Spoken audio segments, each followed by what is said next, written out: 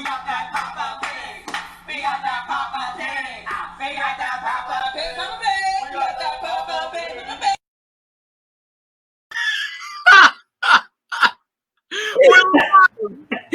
Here we are. Large and in charge. Here we are. Let's start it up. Let's go. We're going to jump right in. Greetings. This is Papa Pank. I am Jaylene Clark Owens, and this is my co-host. I'm always Justin Jane. Yes, he always is. And we welcome you to Papa Pank. You are enjoying the tunes of Ill Dudes with their song, Terravon, from the An Octoroon soundtrack. An Octoroon is a play by Brandon Jacobs Jenkins. And on that play, working on that play, you know what? That's where Justin and I met. And we've been having our shenanigans ever since. We have a special guest today. Mr. R. Eric Thomas is going to be here to bless us. So we'll talk to him, hear what has in Tickled Pank. But in the meantime, just sit back, relax, and enjoy the shenanigans. Good job. Good job. Mm-hmm. You know, I said I'm always Justin Jane, but I don't know if that's true. When I'm on stage, I become a different person. I don't know about you. It's true. Wow. You were Q, actually, not too long ago. You were Jay for Jay. I was Jay, but I'm also Jay in real life, so. I'm also Jay in real life. Okay. Good evening, Miss Pat. Hi, Miss Pat. Hi, Mama Pat. Papa Pank thanks to give out there, not only to Miss Pat, but also all of our followers, our Pank Papas. We want to thank all of you folks who are traveling with us from our Papa Pank page, from Theater Horizon to here. We have a special, a couple of, yes, Levon, hi. We are all here for it, and we will talk about that very soon. We have a special shout out to Stephanie Raquel with Anonymous Nails. Show those nails. Wait. Yes. I got new ones, y'all. These are gorgeous. And these, literally, I said, give me your freestyle. So when you request freestyle, she can literally do whatever she wants, and she sends it. Horrific. That's just like, I'm just gonna go. I'm gonna just let the spirit move me. Look at this one. I don't know if y'all can really see. Yeah, just flick us all off. This is giving me like beach time, summertime realness. Like it's water and sand on the beach and the ocean with some little seagulls I see. Oh, bravo, Stephanie. And so what do you have on? It looks like you have on something. I am wearing a necklace from Dalmida Designs. There she is down there. I love this. I don't know if people can see it. You can probably see my zit here really bad, but it's a silver bullet that has a fingerprint on it. Yes. So, any werewolves out there are coming for me. My bullet will be in you, and it has a fingerprint. Also, I wore something like this in Romeo and Juliet, so it really reminds me of that. Bullet. AKA, I don't know why I said AKA. That didn't apply to what I was saying. Actually, no. Oh, wait, what? What I wanted to say was, by the way, BT Dubs. This is going to be a great episode. It is. Dalmida is my cousin, so definitely make sure you support. Fun fact. Earrings too. What'd you say? Dalmida makes earrings and bracelets, not only necklaces. So all of the above. Go to see that. Go to her website, and it's super affordable. Yeah, do that now. Write that down, and then go to that after this episode. There you go. Fun fact. My true middle name is not Clark. I mean, it is now, but my middle name that I was given is Dalmida. My middle name is Aman. And if you were Pank Papa's official supporters of the show and you are faithful listeners, you probably heard us say that last time we were on air as well. So we also want to thank those of you who are tuning in right now, especially if this is your first time. If this is your first time joining us, Jaylene and I are both Philadelphia-based actors, writers, teachers, artists, and friends. Yes, and so we are so excited because this is our first episode of August. And it's crazy that August is here. It's like, when did it get to be August? Me and August have a love-hate relationship. Like, I love August because it's hot. You know, it's usually very hot. That means like very much so beach weather. That's too hot for me. I love the warmth, and you know, it just exudes summer, and I love the summer. But then also, and my wedding anniversary is this month, and Harlem Week is this month, and just they're not gonna have Harlem Week this year because of COVID. But anyway, you know, August is great, but then also I hate August because it just feels like, well, summer is about to end, because we all know once August goes, summer is pretty much over. I know there's still September summer, but I just feel like, but then it paves way for people like me. I'm a fall person. I'm like, give me a coat, a nice scarf, some fall colors. It starts to get chilly. Here's a cup of hot cocoa. Here's Thanksgiving. Oh, just Thanksgiving. But it has really felt like ages since our last episode, even though it was only 2 weeks ago. So we have some catching up to do. We want to talk about our summer fun, summer TV shows, summer books. And speaking of books, to have one of my summer reading authors here. We have award-winning playwright, author, and columnist, R. Eric Thomas, joining us later. Our podcast is so much about cultivating and finding joy, especially in these uncertain times. And Eric is a beacon of joy in his writing, as a person, in all things. Absolutely. Now, speaking of joy, one thing that brings me joy, have a little drink. Justin, I think it's about that time. Come on, segue. Get your glass so we can clink. It's time for that. Papa drank. Papa drank. Papa drank. Papa drank. Papa drank. And cheers. And Cheers. Arriba, abajo, al centro, pa' dentro. Mabuhay. Mabuhay. What are you drinking? Nope. Jinx. Yeah, what are you drinking? This is a Chardonnay. I believe I won this. I won one of the prizes at the National Constitution Center holiday party. Your Barrymore? That came with your Barrymore? Goodbye. That's the end of the show. Sorry. She won this in a raffle at the NCC where we also both work. We've never had a shift together though. Their holiday parties are on. Good evening, Mr. Clark. Good evening, Dad. Good evening. Hello. Good evening, mother-in-law. Florida. It's a double F. I am drinking, so I wanted to get a Baltimore-themed drink for our guest. Eric is from Baltimore. So I asked Adam to please make me a cocktail, and he made the Chesapeake Bay, B-A-E, like Chesapeake Bay. But this is I wrote it down upstairs.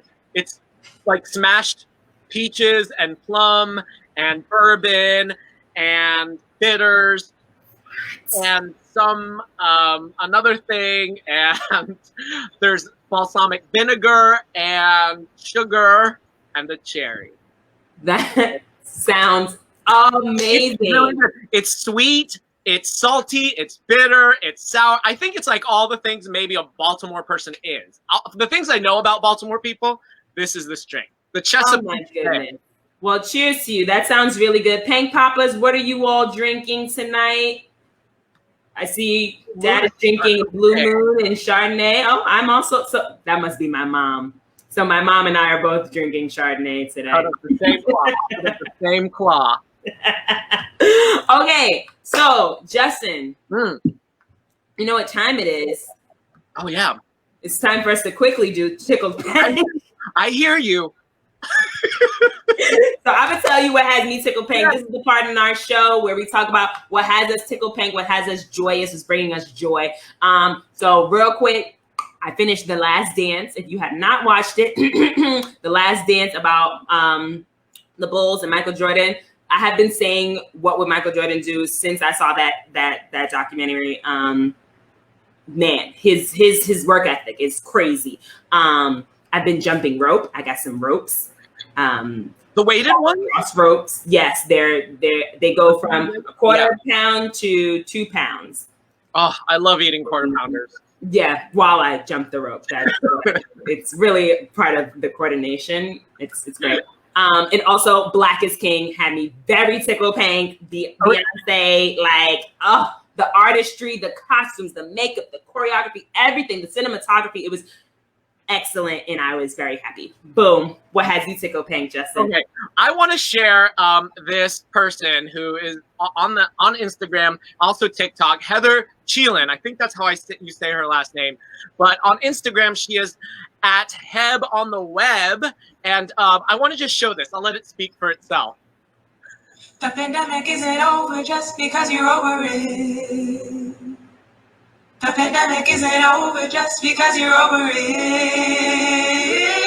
The pandemic isn't over just because you're over it. Let me tell you again. The pandemic isn't over just because you're over it. The pandemic isn't over just because you're over it. The pandemic isn't over just because you're over it. The pandemic isn't over just because you're over it. The pandemic isn't over just because you're over it. Don't be a dumbass. Sorry for the strong language out there, but I love that. That tickles me, Pank, on so many levels. Yes. It's just a reminder that all of us are easing off a little bit. You're going to a restaurant, and there's like a tipping point when I'm experiencing this. Where I'm like, I've been out with this friend and at this restaurant, and I've been socially distant. And you just have to remember to stay vigilant and stay calm and stay safe and think about other people. So thank you, Heather Chelan, for that tickle pank that you shared with the world. I also went to Maine, and that was really fun. And The Watchmen. I know I'm late to the game, but I've been watching Watchmen. I have to watch that. I know. I have to watch. Do you have HBO? You need HBO? Yeah. Yeah, you have it, or yeah, you need it? Oh, I have it. Well, I can get it. Okay. Anyway, I'm also very tickled pink by Here For It by R. Eric Thomas. Now, did we ever talk about a POPPA PANK? Because look at this cover. That's right. I didn't even think about that, but that definitely is a POPPA PANK. Yes. This is perfect. So everybody out there, tell us in the comments, what has you tickled pink? Talk to each other, have fun. But I think we're ready to have our pop in with this. I think we are ready. I think we are so ready. And yes, Dee Dee, he did have lobster when he was in Maine. Okay, here we go. Welcome to the Pop In with POPPA PANK segment. We have a very, very special guest. Let me get into the bio of our special guest. All right. R. Eric Thomas is a national best-selling author, playwright, and senior staff writer for Elle.com, where he has written Eric Reads the News, a daily humor column covering pop culture and politics since 2016. His debut memoir, Here For It, or How to Save Your Soul in America, which Lin-Manuel Miranda hailed as pop culture obsessed, David Sedaris level laugh out loud funny, was published by Ballantine Books in 2020. Reclaiming Her Time, a biography of Representative Maxine Waters, Eric co-authored with Helena Andrews Dyer, will be published by Day Street Books in fall 2020. Eric is the winner of the 2016 Barrymore Award, hello Philly, for Best New Play, the 2018 Dramatists Guild Lamper Wilson Award, and was a finalist for the 2017 Steinberg ATCA New Play Award. He is the recipient of a 2017-2018 National New Play Network Commission, and has also been commissioned or produced by Art and Theater Company, Simpatico Theater Company, Azuka Theater, Single Carrot Theater, About Face Theater, and more. Eric is also the long-running host of the Moth Story Slams in Philadelphia and Washington, D.C., and has been heard multiple times on the Moth Radio Hour. So I need y'all to clap it up. Just get all excited and whatnot as we bring in Eric Thomas!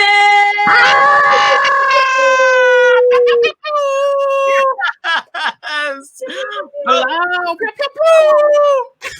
Oh, Eric, that jacket. Look at that jacket. Look, will you tell me, come on our show called POPPA PANK, where I know from watching that you wear a POPPA PANK. I was like, this is the show that I was made for. I got this out of my prayer closet. I threw it on.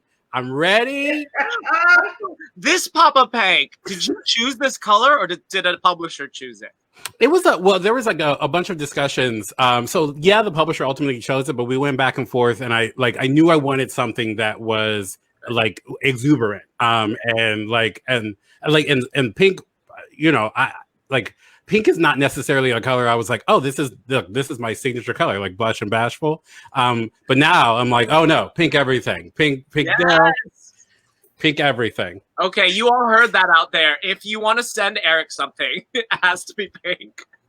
Well, until I move into my seafoam green era for the next book. So I'm going from pink to seafoam green. Oh. There we go. Look how nice. But those are our colors still. My whole career is about making the two of you happy and aesthetically matching with you. I'm done. I can rest the long rest now. Eric, so whenever we bring a guest on, we've been lucky enough to know all of our guests that come on our show. We love to share impressions. I can't remember how we met, so I'm going to share my latest impression, which I love about you. Okay. So for those of you out there that don't know, Eric is working one of his newest plays at the Art and Theater Company, titled Backing Track. That's the locked and loaded title? Yes. After 19 title changes, that is the name of the play. A few title changes. And I've got to say, Eric, you are a magician playwright. You are one of my favorite playwrights I've ever worked with in the room, and I've worked with a lot. Yeah. And the way that your brain works, how collaborative you are, first of all, with the other artists, how much you're willing to hear us out and make changes. But my favorite thing is that you're not precious about your writing at all. You might feel like you are, but it doesn't project that way in the room. Oh, that's great. He will have like a 10-minute monologue about a line that somebody has given a comment on. And in that whole monologue, he will give the first draft, second draft, rewrite, and the final version, talking it through. And it is, I could watch that all day, every day. The way you talk your way through writing a thing. And I'm like, yes, that's awesome. It's not precious. So my first impression, or that impression, is just being very inspired and in awe. Oh, thank you. Oh my God, I love this. Similarly, what are impressions that you have of Eric? Yes, similarly, I feel like I was mostly introduced to you through your work. I did an in-house reading for Azuka for Mrs. Harrison. And then I saw it at Azuka with my boo Danielle.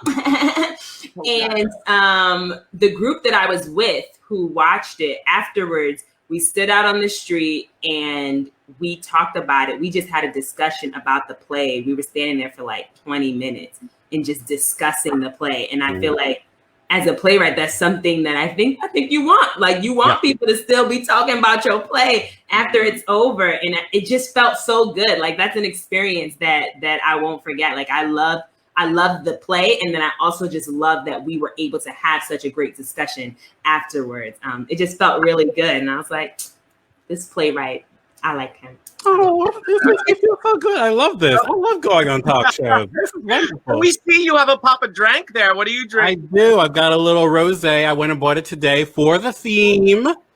He loves the theme. Cheers. Did you hear about my Chesapeake I did. The Chesapeake Bay. Oh my gosh. First of all, I love that it's in a hurricane glass because I worked for a long time at the Hard Rock Cafe in Baltimore. And one of the job objectives is to upsell drinks in the hurricane glasses. I saw that. I was like, traumatized. I was upsold at the Second City, but guess what? I stole this glass. Oh, this is recorded. This day is going to arrest you. I know. Second City, come for me, please. I need it.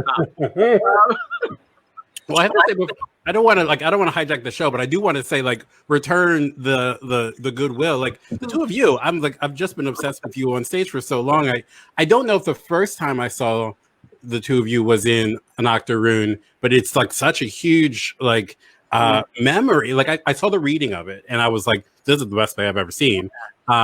And then I saw, like, of course I went back and saw it a number of times, and Jaylene, I still remember you saying the line, "You are not your job." And I'm like, oh my goodness, you are like the most, like, and then we won Barrymore's on the same night. Yes, we did. I was attempted to pull my Barrymore down, and I was like, Eric, you need to calm it down. But like, I just like, I'm so hungry. I've been so hungry to work with the two of you. You're both so brilliant, so generous in a room, and I always feel like everyone's doing me such a favor by lending their talents to me as I like muddle through trying to figure out what a play wants to be. And like, you've both made incredible, you've had incredible influences on my writing. So I really appreciate both of you. The feeling is mutual. Oh my God. Yes, I love it. Yeah. Anyway, sorry to hijack your show. Anyway, No, do not apologize for that. I will take it. That was very sweet. It definitely had me tickled pink. So now I have to ask you, what has had you tickled pink these past few days, weeks, over the course of the quarantine, whatever you'd like to say? Quarantine. I'm not familiar. Quarantine. People.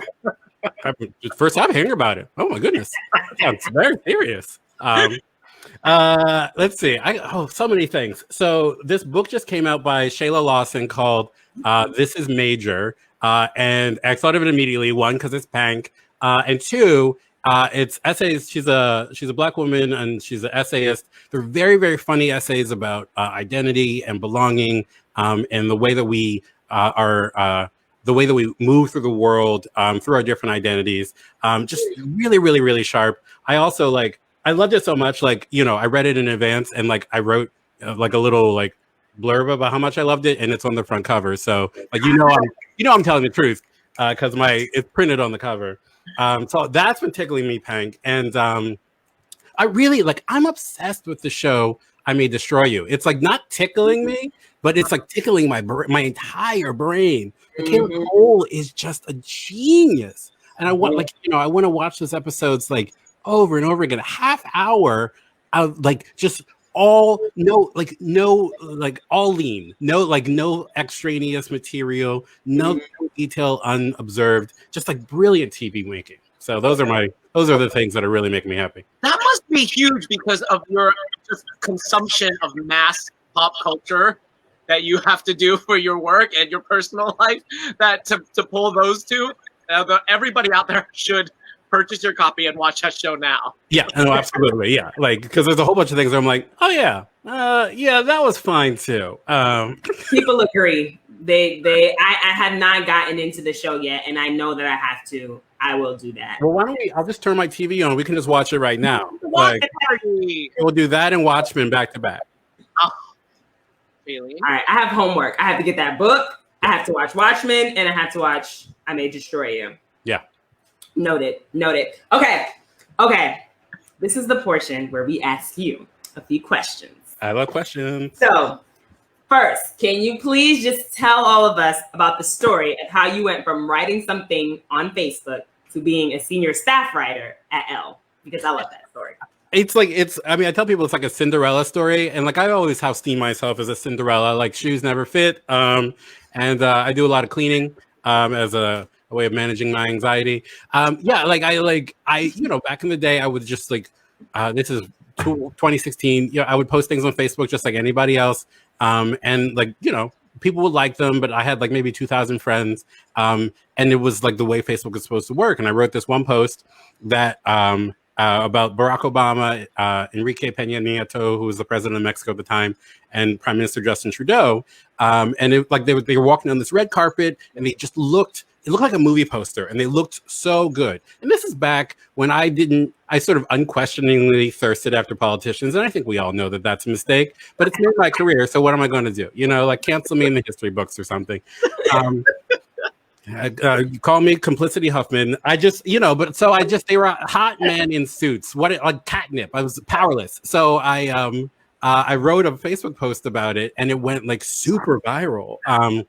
And my editor, the editor of Elle magazine at the time, or Elle.com, the digital vertical, messaged me, and she's like, "Do you want to do this every day?" And I was like, "Make a fool of myself in front of Barack Obama?" And she's like, "Yes." And I was like, "Yes, I do want to do that." And we just started. We started right after July 4th, and we didn't know what it was. We didn't have a paradigm, and we sort of learned as we went, which is kind of the amazing thing about the internet, is that you get all this constant, it's like being in a workshop all the time, which is very bad, but also very nice, because you're getting constant feedback and constantly modifying the way that you are presenting. And, you know, people found the column, and it's been, you know, like it's definitely changed over the past 4 years, but it's like the goal is the same, to sort of take pop culture and politics and find something funny and hopefully something hopeful in them, which is super easy these days, you know, like having a great time. Everything is wonderful, and I'm happy to be alive. So. That is amazing. Like, to just it's just amazing. It's just amazing. And it also shows how you got to stay ready so you don't have to get ready. Okay. They made the call. You were ready. You're already funny. Clearly your work ethic is there. You have already been writing plays and whatnot. So you were ready. Also, I still remember that post. I remember that photo, and then I remember that post because there's so much, there's so many posts out there that are just too long, didn't read. And that, and yours, I'm like, I have more. You just want to keep clicking that more button, and I loved it. I thought that was the funniest thing, and it's so exciting to just see that writing sort of blossom. So speaking of your writing, let's talk about your book. Okay. Never read it, but you've been talking about this book like every day, all day, every day, and we are not we're not sparing you. So just do the quick pitch for the people out there that might not know who you are or this book. What is this book? But I want to know how this book has maybe like changed your life.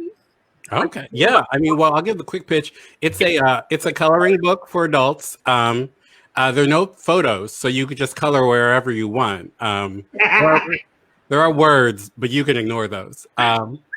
It's a book of comedic essays about identity, and sometimes the way that, like, intersecting identities, identity as a Black person, as a cisgender man, as a gay man, as a Christian, as an American, can sometimes work together and sometimes be in opposition with each other, and the way that, like, the framework of our reality, particularly framework of our American reality, sets some of those identities in opposition with each other. But it's, you know, and I like, they're great, very serious books written about those subjects, and mine is a funny book about not belonging and being an other, and trying to find my way to the center of my own story.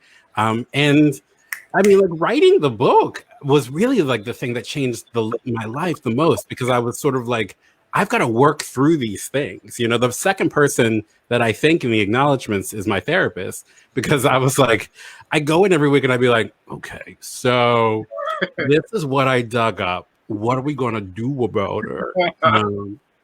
But yeah, like, it's also just been amazing. So many people. The book was recently chosen. It came out in February, and it was recently chosen for the Today Show's Read with Jenna book club.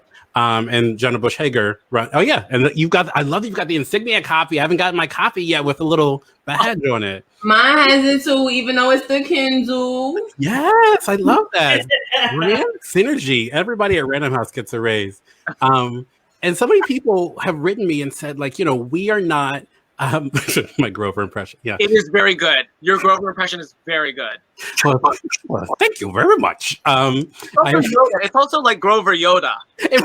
Well, I mean, it's Frank Oz, so like, oh, that's true. I'm just doing my Frank Oz impression. But no, I mean, like, so many people have written me and said, like, we're totally different. You know, I come from different demographic circumstances than you, but like, I saw myself in your story, and I think that's what storytelling does. That's what theater does. That's, you know, when like Talking in the Alley, outside of like a production, you know, play, outside of Mrs. Harrison, you're like taking what you saw and then like filtering it through your own experience and opening up your understanding of the world. And I think that's the reason I like open up the laptop and write, or get out of bed and try and make something. Yeah, so it just it's really like the whole book process has really made me even more on fire to like just keep telling stories. Also, I would like to continue to be employed, so I got to keep telling stories. You know, like, holla. How does that feel to like people out there know you and you don't know them? Does that feel weird at all? I mean, yes and no. It really doesn't. It's weird. I thought it might feel like I was too exposed. But I think one, I have such a deep need for attention. So And two, I don't know. Like, I think one of the things that's interesting, my husband's a pastor, and on our first date at oh gosh, this is an Italian restaurant in the neighborhood. I can't remember the name of it. Anyway, Google Italian and gay and see what happens. And Philly. And Philly, yes. And he asked me, he was like, do you have like a public persona and the person persona? And I was like, I think I do, and this is before all of this. I was just hosting storytelling shows. And he asked that, one, because he was trying to figure out where we intersected, and two, because as a pastor, he also has to have like clear boundaries. So I think I've been trying to set up healthy boundaries for a long time. And I didn't put anything in the book that I wasn't okay talking about, like at a dinner party, and so I don't feel, and and I'm like, you go back through my social media, like you're not going to find anything more revealing than what's in the book. So like, there we go. That's not a challenge to anybody. Right. Well, all this writing, Justin and I are artists, and a lot of people who watch the show, listen to the show, are also artists. So I wanted to know if you could talk about your writing process. Like, you write books, you write plays, you write columns, you be writing. Yeah. So, but these are all very different types of writing. So I wanted to know how the processes compare. Does your writing process for a play differ greatly from writing a book? Are there outlines involved? Do you write in complete silence? The people want to know, what is the process? Okay. I will tell you, my process is the most chaotic. Like, I don't have a space. I've written, like, if I wrote the book, I wrote here for it, like, everywhere. I wrote it on the MARC train going back and forth to DC during shows. I wrote it in the back of Ubers. One time I was driving back from Southern Maryland and I got an idea. So I parked in a Chick-fil-A parking lot. I didn't go in because I don't eat Chick-fil-A. And I just sat in the back of my car, plugged my laptop in. I drive a hybrid. Thank you. Hold your applause. And I plugged it in to my car and I just wrote a chapter in the back seat of my car. So like, it's sort of everywhere. I'm trying to organize it a little bit more. I don't tend to, I had to outline the book to sell it. You had to write a proposal. And then with Reclaiming Her Time, we also wrote an outline. And because it involves so much historical research, it was really like, I was like, oh no, I'm back. I'm writing a term paper. Oh my goodness, this is not what I signed up for.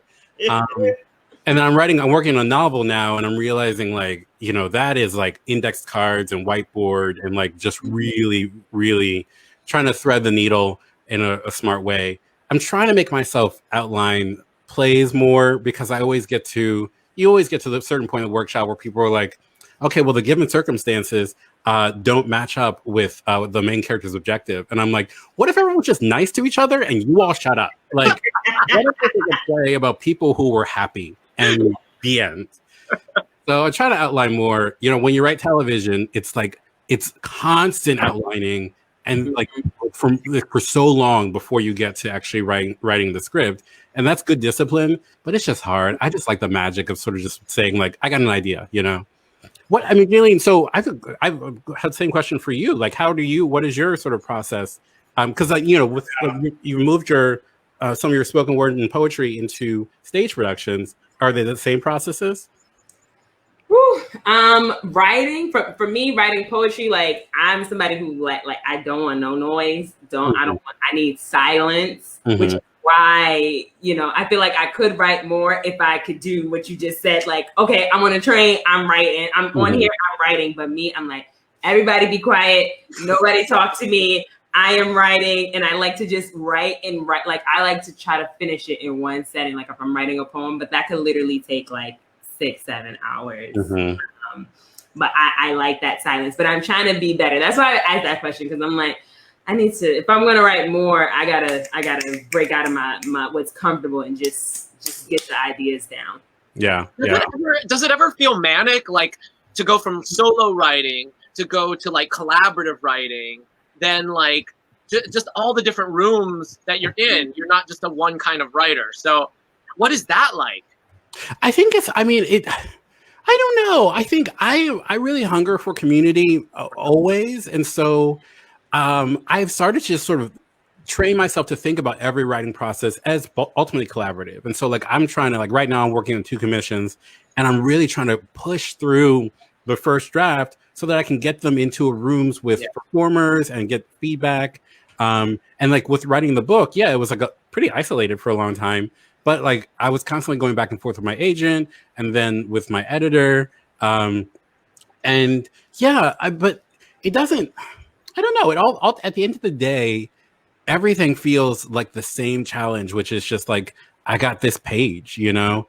I started writing in Scrivener recently, and like, I don't know. I think I really appreciate how brutal like a Word document is. You're just like, where it's like, I refuse to even be involved with this. Like, you can type if you want, but leave me out of it. And I'm like, I like that, you know, because you're like, I gotta fight to get out of here. Okay, so let's talk about the pandemic and this historical. What? Yeah, we heard what's been keeping you tickled pink, but how do you think like now has either changed you or your writing, or is that too big? Do we need another hour? Oh, I don't, I mean, that's a really good question. I don't know how, a couple of the two commissions actually I'm working on right now, when we first talked about them right before everything got locked down, I thought I was going to write about climate change as the defining emergency of our moment. One is about Philadelphia, and I was going to write about anxiety around the future, rooted in South Philly, a South Philly neighborhood, and the other one's about Baltimore, and I was going to write about I don't know what I was going to write about, and that all sort of went out the window, and I was like, oh, all my ideas about like anxiety about the future just sort of got magnified. I don't know, like I am trying to give myself grace. Because I think of myself as a funny writer, and I want to keep writing funny, and it's been very hard to write funny. My editor at Elle has been very, very kind and very generous, and like it's not like they're like every day they're like, well, where's the funny, and because it's been a really not funny summer. So my hope is, I keep thinking, and maybe it's a fool's errand, but I keep thinking like, one day it'll go. I will feel that the sort of same expansiveness that I used to feel, and I say that, and I'm still like, I'm writing things that are purportedly funny right now, but just like less often. So I don't know. I don't know. I don't know how it changed me. I hope it doesn't change me at all, because I was perfect before. Yeah, weren't we all?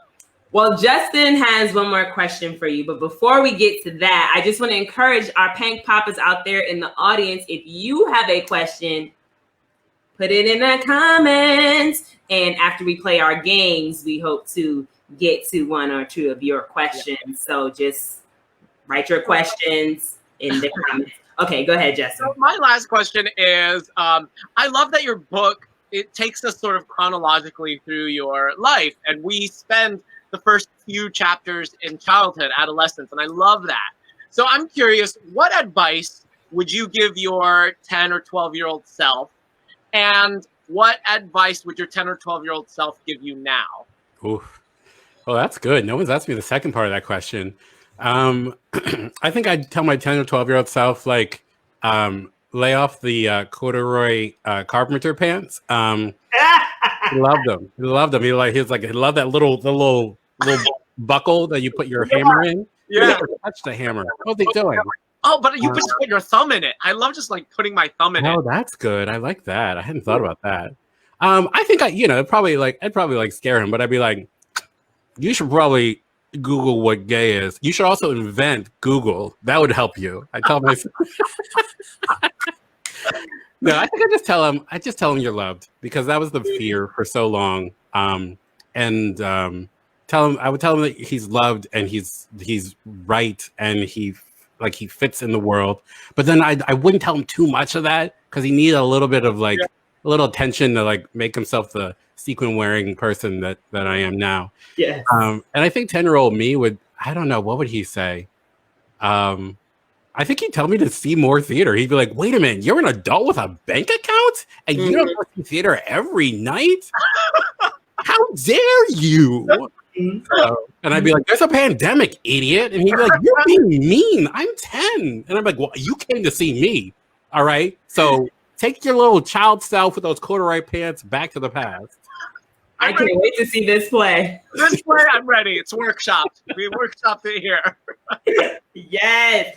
Well, it's all fun and games on Papa Pank. So let's just jump right into those games. I remind you to ask questions right in the comments while we're playing the games.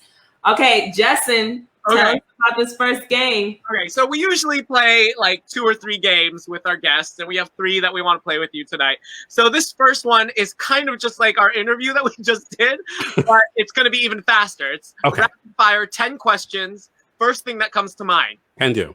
Okay, I wish we had a timer sound for this. Jaylene, for future episodes, we'll get a timer sound. Great. Okay, here we go. Ready? Yes. Favorite snack? M&M's. Favorite dance to do? The cha-cha slide. Lassie or Mr. Rogers? Oh God! Mr. Rogers. Name a pet peeve. Oh, when the train is late. Cats or dogs? Dogs. One of your favorite playwrights.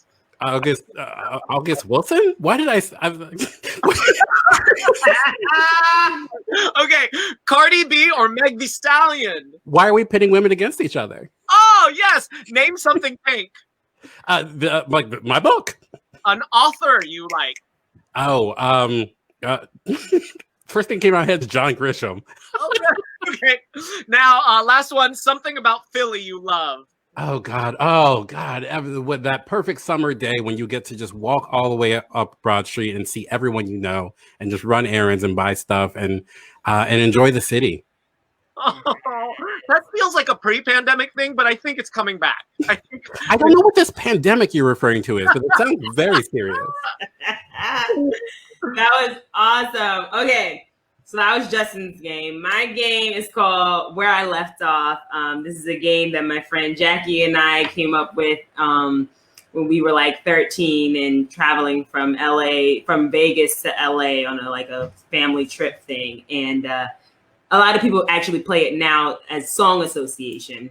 Oh. But basically, you say a song, and you sing a little bit of it, you get to a word, you stop, and then the next person has to come up with a song that has that word in the lyrics. Okay. And then we go like that. Okay, so I'll go first. Wait, the word that you leave off on, I have to find a song that's in the lyrics? Yes. Okay, so great. Justin will go after me. Okay, so I'll start. Okay. You say the price of my love's not a price that you're willing to pay. You cry in your tea, which you hurl in the sea when you see me go by. By, and not B-Y-E, B-Y. But by the Wait, Eric, if you have one? Oh, I don't. I'm tempted to Google. Don't do it. Or somebody in the comments can also play. People out there also could play. But walk on by, ba ba ba ba ba ba. Walk on by. If you're side by side, don't ta ta ta. The stars and I don't know the rest of the words. What? When I start to cry. Right.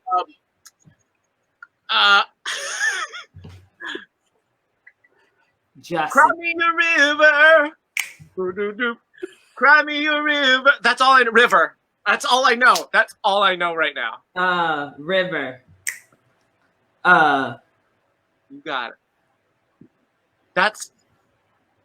I feel like a Negro spiritual is in my heart, but the words are not coming to me. I want to say wade in the water, but I don't think they say river. Wade in the water, wade in the water. God's gonna tell me to what? No. Down by the river. That's not a song. No, just keep going with it.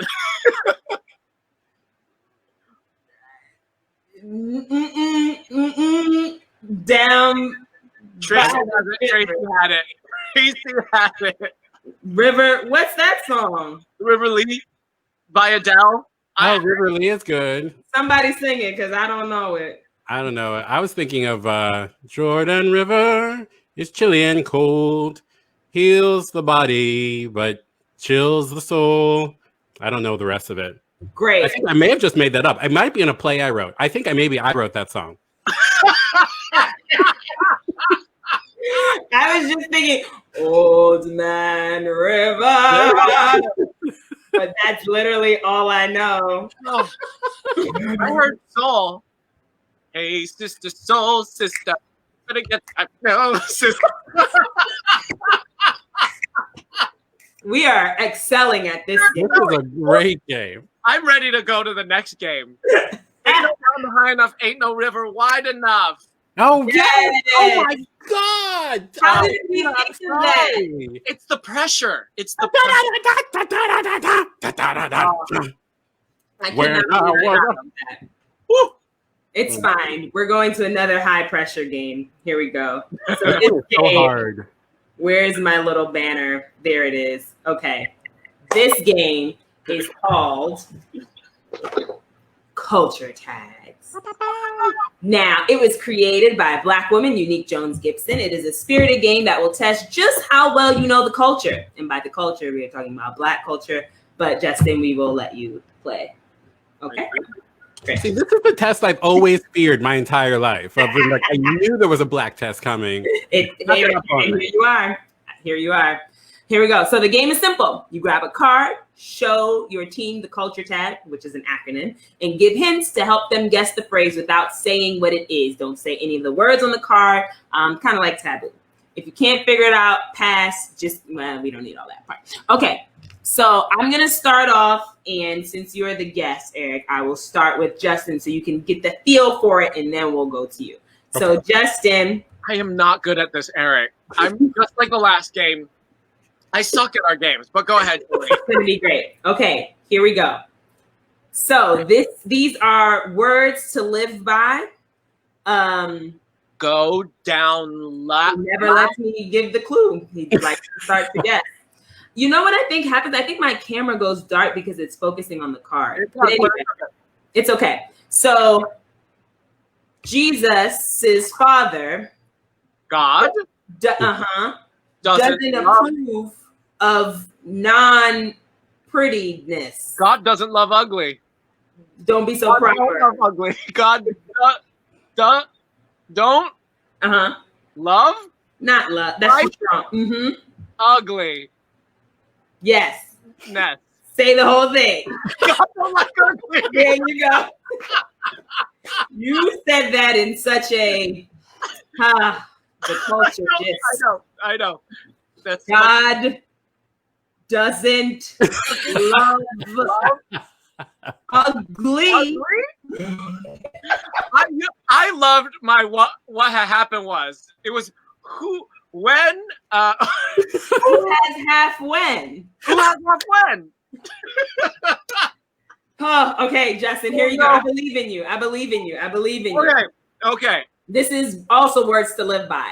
Oh God. Things that go in a circle will go in a circle again.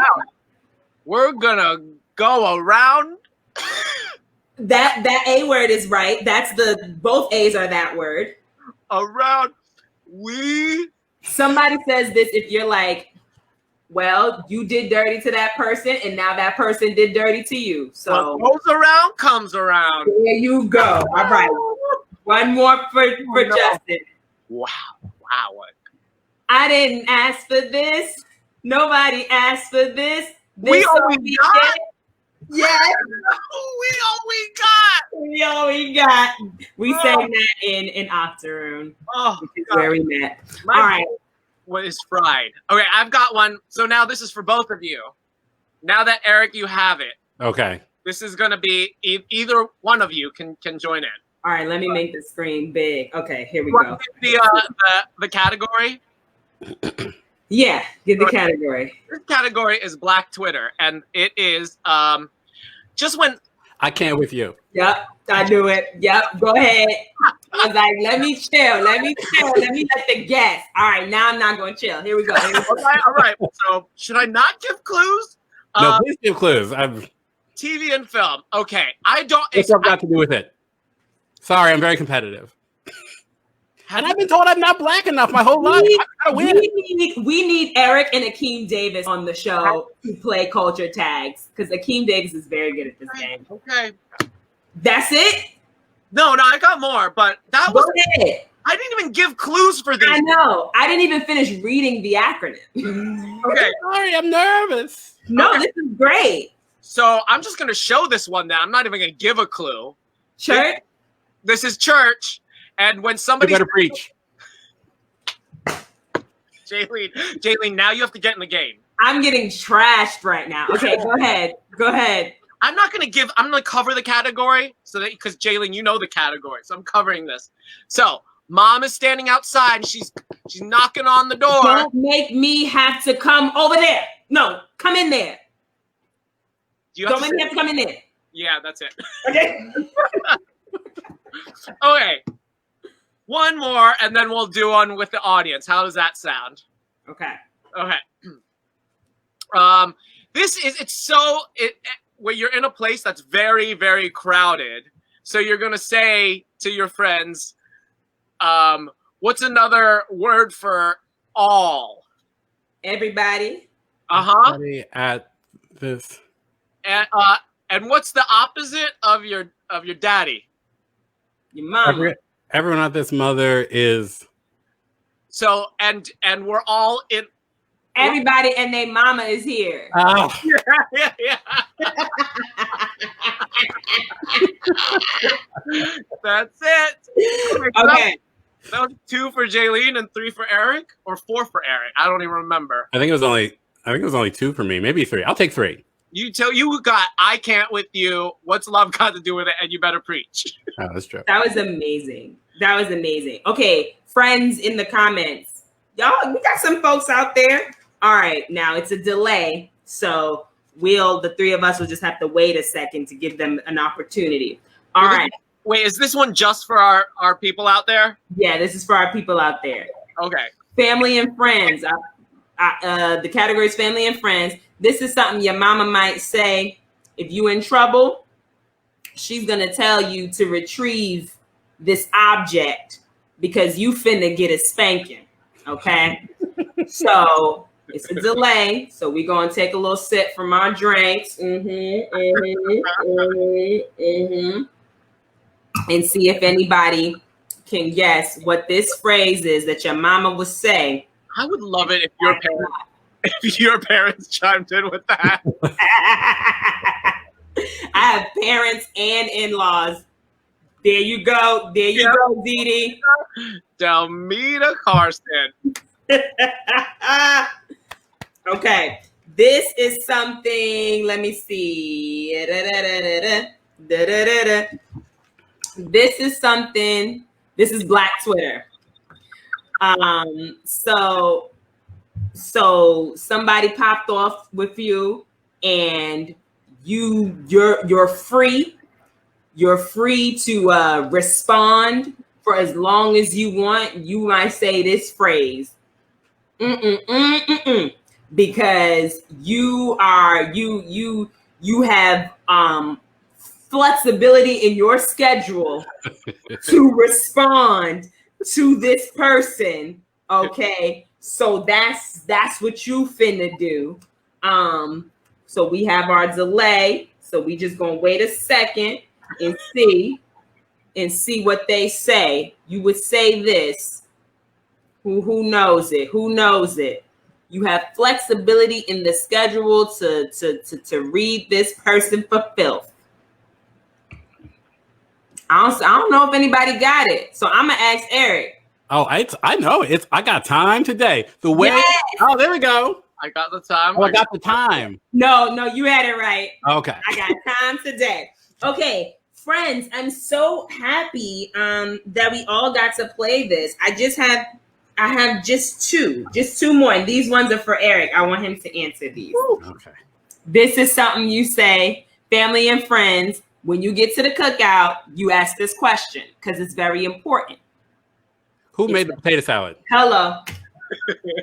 Was it your coworker? I don't want it. This is what I'm saying. And finally, our last one, very fitting. Oh my God, I'm here for it. Yes. Did you know there was a culture tag for you? No, oh my God, that I love that. Check out that game. Everybody out there, it's all down there. Culturetags.com or on Instagram. They put our Instagram story. They shared our story. That was really fun. Really sweet. When Jaylene went off on Hamilton, just did the whole musical in 30 seconds. Oh, I love that. Well, Eric, ladies and gentlemen, thank you so much. Do we have questions from our audience out there? They started getting too much into culture tags. They forgot to ask their questions. All right. Well, Eric, what do you want to promote, or what do you have coming up for us? So apparently there is this a pandemic. So I guess I don't know what that is, but that sounds very interesting. If you are stuck at home for some reason, you can get a copy of my book, Here for It, or How to Save Your Soul in America. That's out now. It's available on Kindle, ebook, and printed, and also audiobook, which I read, and I'm very proud of that reading. It's a lot of fun. And then in October, I have a book coming out called Reclaiming Her Time, The Power of Maxine Waters, which I co-wrote with Helena Andrews Dyer. It is, if you know the book, The Notorious RBG, it's very similar to that. It covers the whole, like Representative Maxine Waters' whole life. You're going to learn some things that you never knew about her. It's both funny and also like deeply informative. We go from her childhood, and then we focus on her time in California, the LA uprising, up to the present. You'll be surprised, you'll be delighted. So that comes out in October. And I think those are the two things. And then if you're in Philly, check out the Philly theater season next year. A lot of things are in flux, but there is backing track will be at the Arden at some point. And then there'll be another play at Theater Exile next summer. Ooh. So yes. Before we say goodbye to you, we have a couple of things that we want to do. Before we do, there's your all of your social medias, Instagram and Twitter, our Eric, Facebook, and your website. Now, every time we have a guest, I don't think we even told you that we were going to do this, so we apologize. We always end our shows with a Pank freestyle. Oh, no. This is the black test. Listen, Justin and I are not freestylers, so this often is not great. But we just say what comes to mind, and if you flounder, it's all right. We're all swimming in the same waters. All right. So, who's going first? Jeez, I don't know. Okay, Jaylene will go first. Then I'll give her one-word inspiration. I'll go second, and Eric, you can give me my inspiration, and then Eric, you'll go last, and Jaylene will give you your inspiration. How does that sound? Sounds good. Okay, so Jaylene, we have been we have our guest with us, and I love this title. So yours is Here for It. What does that mean for you? Oh boy, yo, I'm here for it. That's what I got to say. Any task you throw at me, I'll do it, no matter the day. 'Cause I come through shining like Eric in his jacket. I come out swinging like I got me a tennis racket. And we're going to end it there. Jaylene, I don't know why you say you're not a freestyler, because that was not. I am going to butcher whatever happens in the next 10 seconds. No, it's going to be great. Who am I giving you your? No, Eric is giving you. I'm ready for my. All right. So let's your word is hope. What does hope inspire for you? When I wake up in the morning, I think, this ain't dope. But I walk down the street and see my neighbors and I say, this gives me hope. I bump into people who are mean on the streets. They make me say, no. But ultimately, I love my life. If I could marry myself, I'd elope.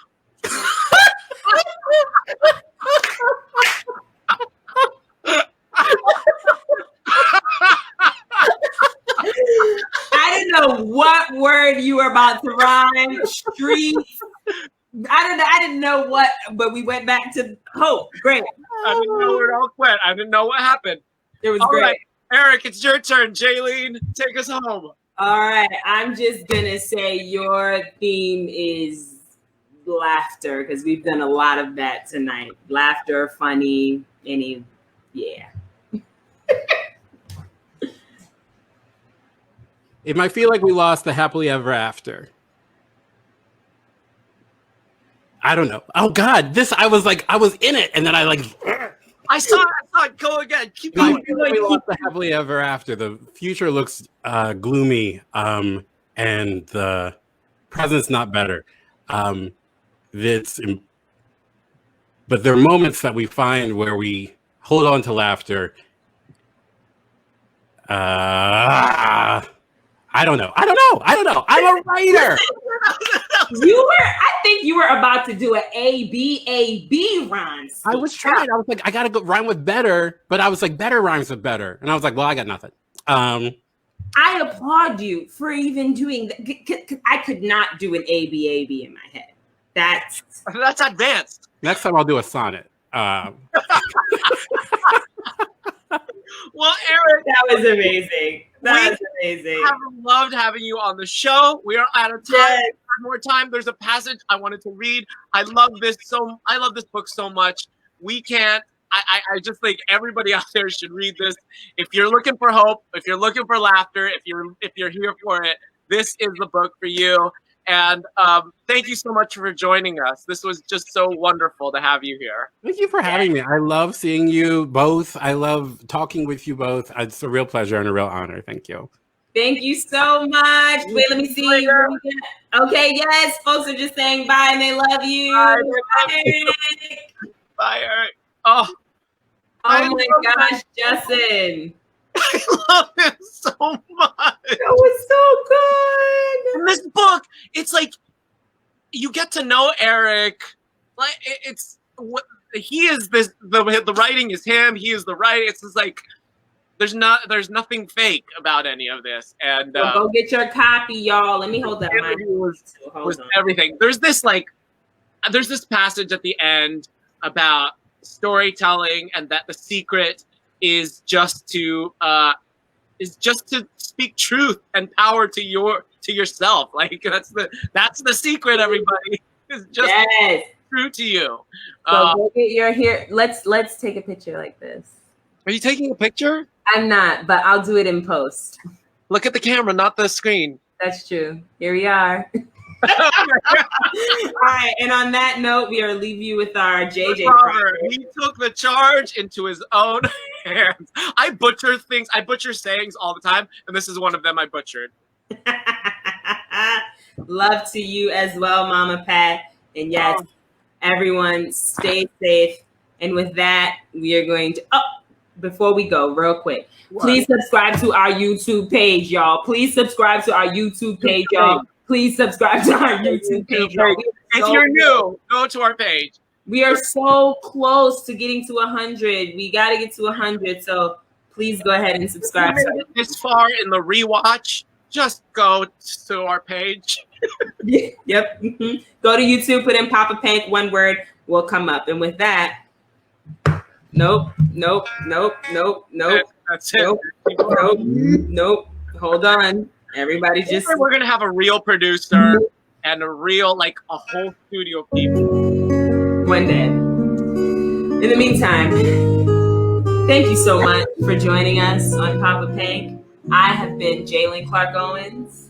And I have been Justin Jade and Eric Thomas and Goldberg Dax. And we are just so excited that you all chose to spend your evening with us. We truly, truly appreciate you all. We thank you so much. Yes, bye Trace Face. We're just really thankful for you all. Thank you for tuning in every second and fourth Wednesday of the summer. We love you all. We truly do. We're bringing this to you out of our hearts. So we thank you. We love you. And with that, have a good night.